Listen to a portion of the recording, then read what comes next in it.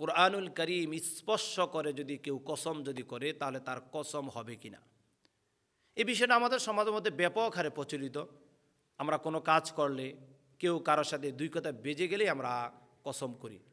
স্পষ্টময় কথা হচ্ছে কোরআনুল করিম স্পষ্ট করে যে কেউ কসম করে তার কসমই হবে না। কসম করার অন্যতম বিধান হচ্ছে ফালিয়াহলিফ বিল্লাহ, আল্লাহ সুবহানাহু ওয়া তাআলার নামে কসম করা। মান আরাদা আইয়াহলিফ, কেউ যদি কসম যদি করতে হয় তাহলে সে আল্লাহর নামে কসম করবে। আল্লাহর নামের কসম ছাড়া অন্য কারো নামে কসম করা যাবে না। তাহলে কোরআনুল করিম স্পষ্ট করে যে কসম করা হয়, জানতে চেয়েছে আমার এক ভাই সে কসম হবে কিনা, সে কসম কখনো হবে না। শুধুমাত্র কেবলমাত্র একমাত্র আল্লাহর নামেরই কসম করা সঠিক এবং সহি নিয়ম।